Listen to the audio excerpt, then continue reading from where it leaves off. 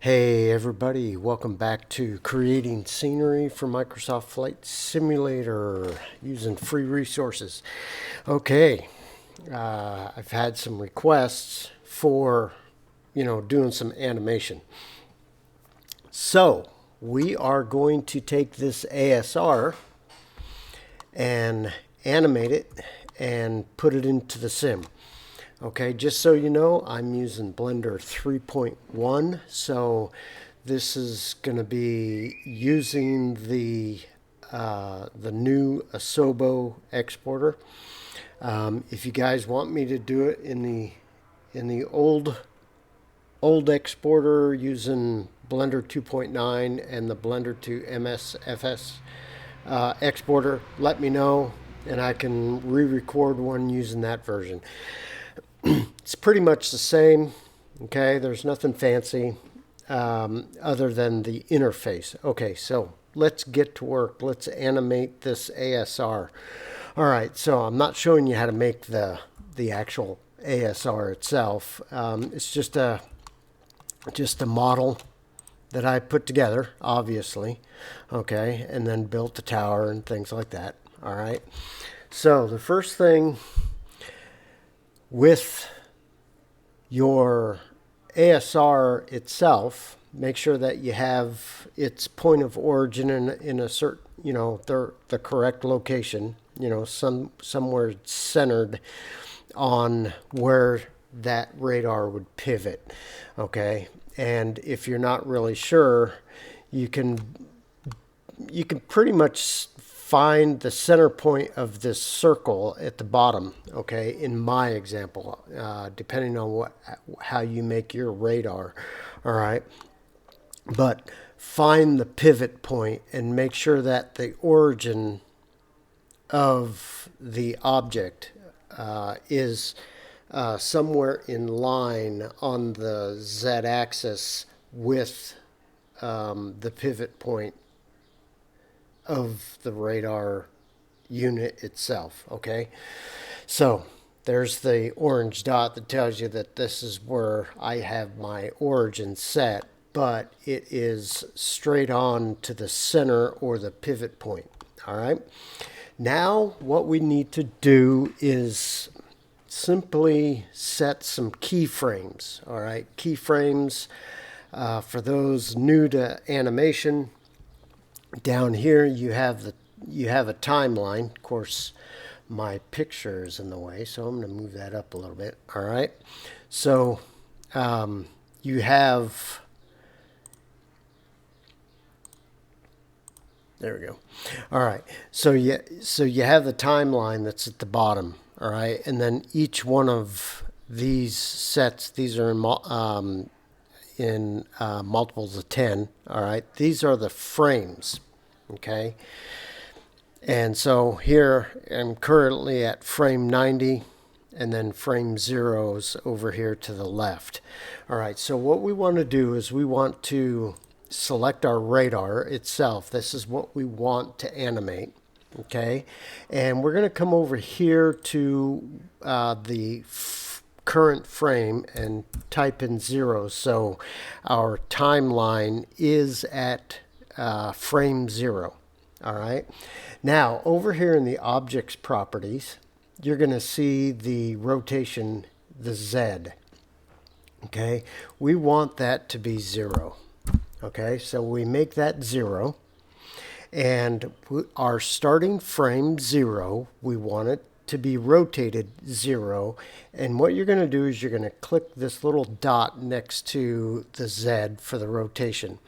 And that puts a keyframe, a marker at frame 0. Then you're going to want to go to your ending frame.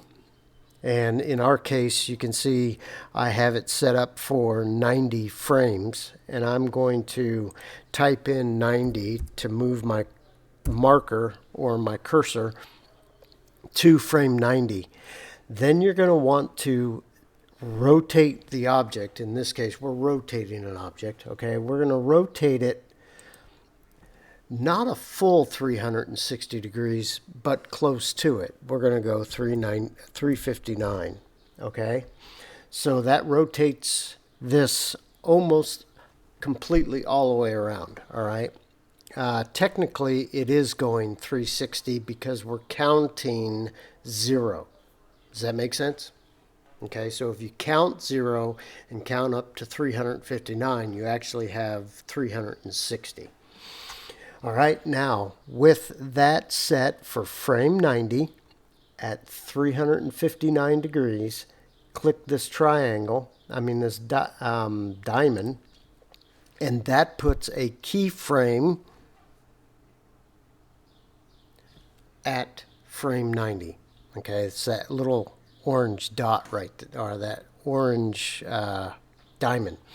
Now you can hit play and see if your animation works. Now notice how it's spinning, and when it first starts, it starts slow, speeds up, and then slows back down. All right, that's because of the easing of the rotation. And what we need to do is change that so we have a nice constant turn. All right, so I'm going to pause the animation, and I'm going to go to keyframe 0 or frame 0, and I'm in the timeline. I'm going to right click my mouse, go to interpolation mode, and switch that to linear. And then I'm going to come over here to frame 90, and I'm going to right click, interpolate mode, and linear.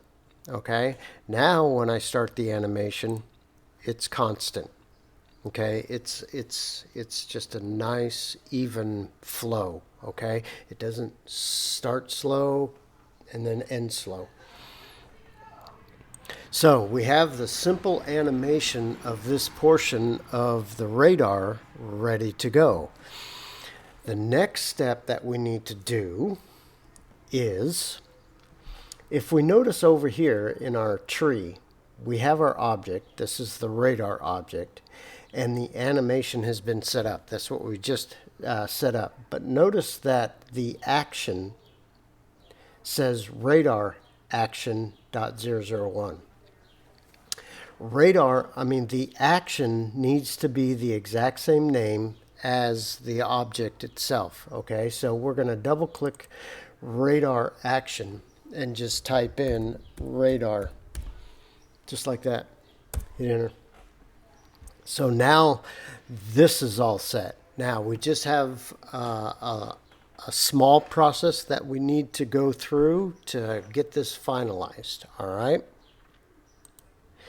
Now we're going to go to the animation tab, and down here at the bottom, you want to flip this over to dope sheet, and you want to make sure that it's on the action editor. All right. Now we need to create non-linear animation tracks. Okay, they're called NLA tracks. All right. In order to do that, it's really simple. You don't have to do anything fancy, but in the dope sheet, in the action editor, click push down. And you're going to notice over here in the tree that now we have under animation, we have NLA tracks, the nonlinear animation tracks, and then underneath that we have NLA track, and then we have one called radar. All right. So over here in the dope sheet, where we have the dope sheet, if you come to the view and change this to non-linear animation, you're going to see there's our NLA track for radar. All right, from frame 0 to frame 90. Okay, now let's just simply save our project for now so we don't lose anything that we've done. All right. Now let's go back into layout mode. So that's really all. It sounds complicated, but that's all you need to do is you need to basically tell Blender to write those NLA tracks into the tree itself. Okay, so when we select our objects to export, that animation track also gets exported out to our GLTF and our bin. Okay, you with me so far? That's kind of how it works. It's probably a little bit more complicated than that, but for us, we don't need to know anymore unless you really want to. All right, now it's time to export our model. So I'm going to zoom out here a little bit. Oops, and move my radar up. So here I have the radar, and I have the tower, and I have all the stairs and all that kind of stuff. Now it's time to export this. Now I have everything for the tower. Now you notice I have a bunch of stuff turned off. That's just some edit stuff that I was doing. But I have all the objects that make my tower, including the NLA tracks. Okay, now it's time to export. So I'm going to come over here to multi-export GLTF 2.0, and I have it grouped by collection. So I have a collection called radar tower. Okay, and down here I have a collection called radar tower in my export list, right? And that's the only one I want to deal with. If I want the radio tower, there's actually a tower sitting over here that's radio. Okay. If I wanted that to be exported, I can click all this, turn this on, and export all the different collections together.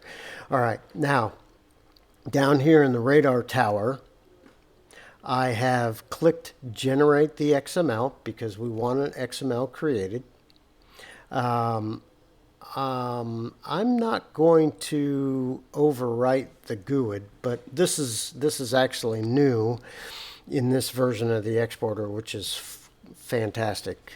But I'm going to select radar tower, and I'm going to generate an XML, and I have my path already set. I have an airport, Huron County Airport in Ohio, 5 Alpha 1. And in the model lib directory, I have where I save this Blender file, and I have in the model lib radar tower. All right, so that's the path that this export's going to be saved to. And I'm going to call the name of the XML, the GLTF, and the bin the same as I have for the folder in the model lib, called radar tower. All right, so make sure that you have your consistency set. And I mean, for now, I can overwrite the GUID because there's not a GUID in it. All right, but let me make sure that I'm all set here. Yeah, I want to make sure that I have my path and stuff and putting it in the right place, which I am. All right, so I am going to click, actually, in the Blender 2 MSFS, in the old version of Blender, you had to select your objects, all right, before you exported them, okay? But what I like about the new Asobo Exporter is that it will, based on the collection, it will automatically select everything that's in that collection. So I click export, and notice how it automatically selects everything. And then that automatically writes your radar tower bin, GLTF, and the XML. Okay, we are almost there. It doesn't take long. Okay, now what we need to do is we need to make some edits to the XML. Okay, so I'm going to right click the XML, and I'm going to open that in Notepad++,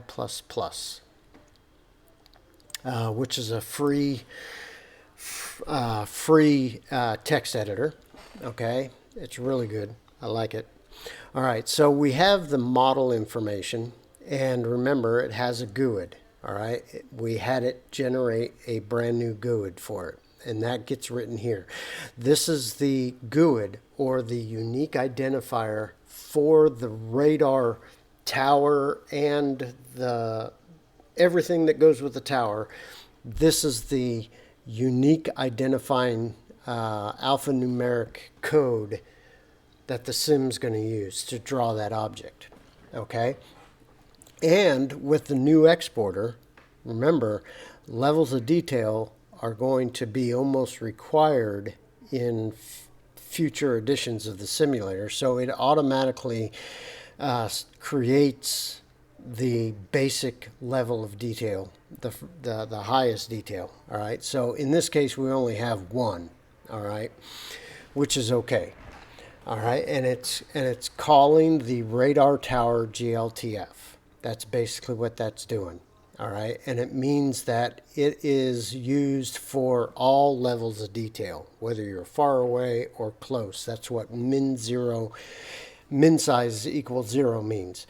Now, what we need to do is modify this XML. So come to the ending tag for the LODs, or level of detail, hit enter, and we are going to type in a new tag. So it's greater than, and then I'm trying to type around my microphone here. So, all right, we're going to type in animation. Yeah, well, I spell it different than everybody else. Animation, all right, and the name of the animation is going to equal the name that you called the NLA track, all right? And if you remember, we called it radar, all right? So there's radar down here, all right? So let's go back to our editor and type in radar, and then that's in double quotes there. All right. Now, the animation itself also needs a GUID. It's separate than the object GUID. So the animation needs a GUID as well. So there's a keyword GUID, and we're going to make that equal to, and then I'm just going to put a couple double quotes in there for now. We'll come back to the GUID. And then we're going to make this the type of animation. We're going to make this, we're just going to use the standard. And sorry, I'm trying to figure out how to type around my microphone. Standard. And then we're closing that in quotes. All right. And then the type parameter, which is type param, equals, and then in quotes, we are, well, that's a single quote, double quote, we're going to put in autoplay, because we want it to automatically play as soon as the sim starts. Okay. Then we need to close our animation tag. So we're going to put a / and another greater sign. Greater sign. All right, so here's the makeup of our XML. Remember, this GUID at the top is for the object itself. And the GUID that we're going to place in here is the GUID for the actual animation. All right, but we need to put a GUID in this spot before we save. So you can open up your browser. And I've already gone to this page here. And I'm going to grab this over here. And I'm at GUIDgenerator.com. These are free, okay? You don't have to pay for this. So click Generate a GUID, and it puts a number in this box.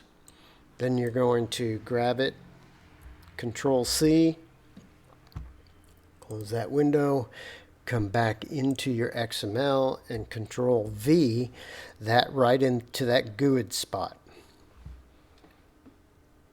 And then save.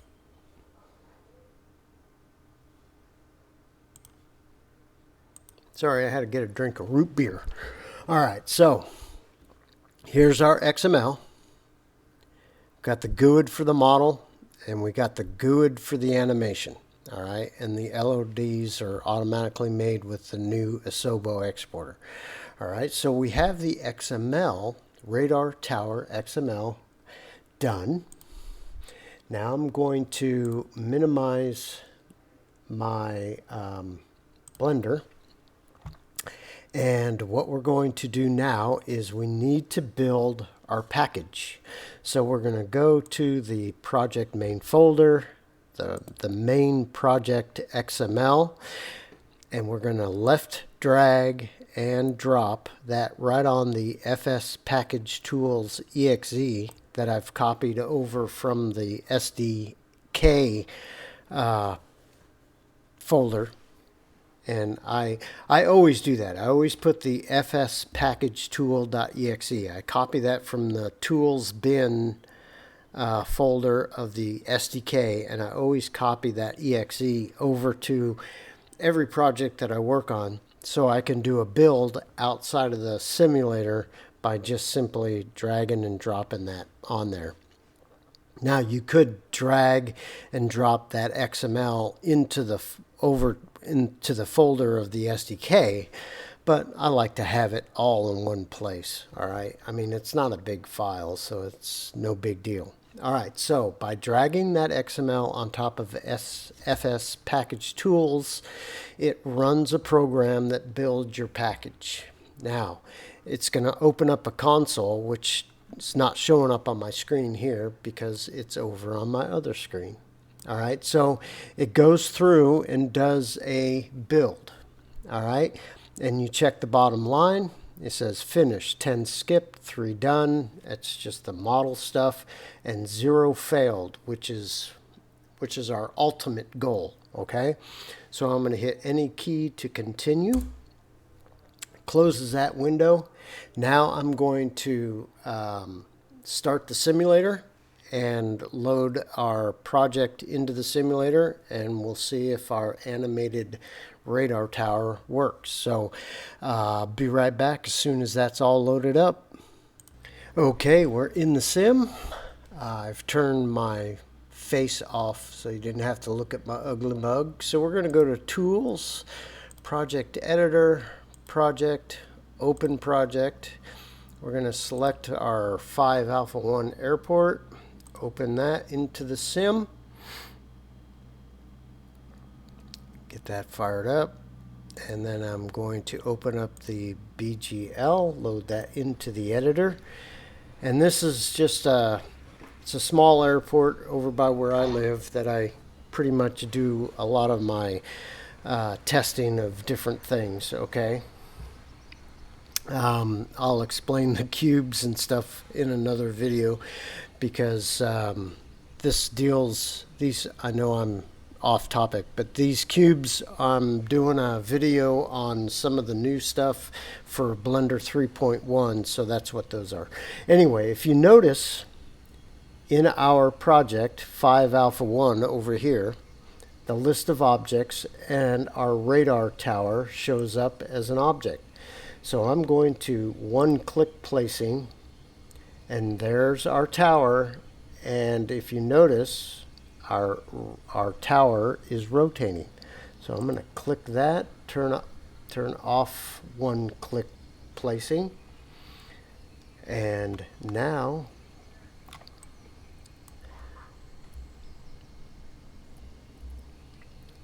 we can have a look at our radar, our animated radar.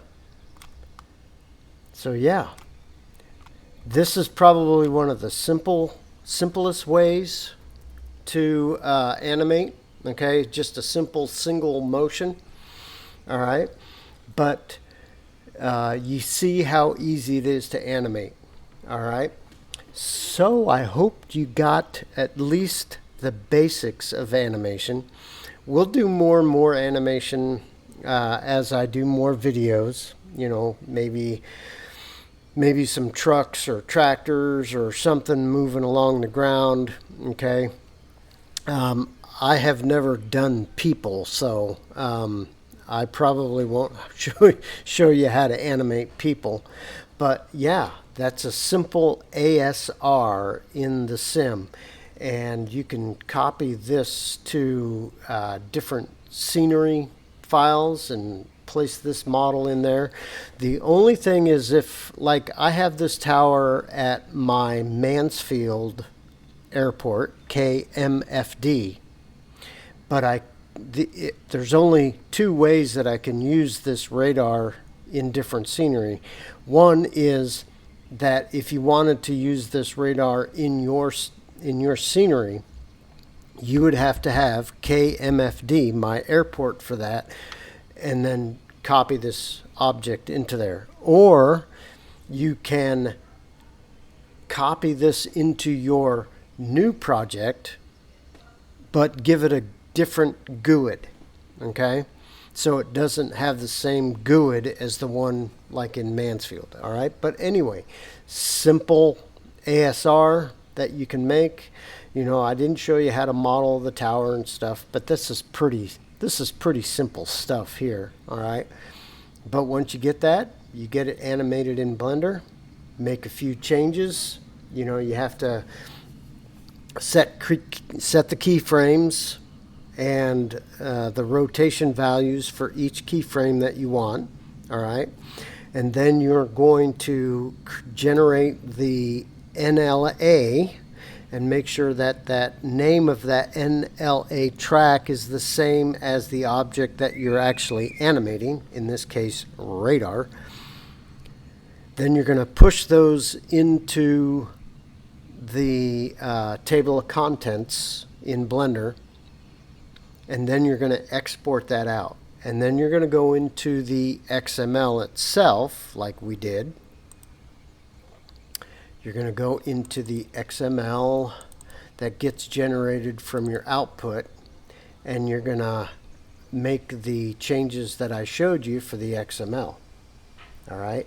And then make sure that you get a new GUID, a separate GUID for the actual NLA track itself. Okay? Then it's just a matter of exporting that out to the sim, bringing it in, see if it works. I hope you learned something on this, and I will see you guys on the next video. Please subscribe and comment, and if you feel inclined, buymeacoffee.com/myphysicalworld. We will see you guys on the next video. Thanks for watching. Bye.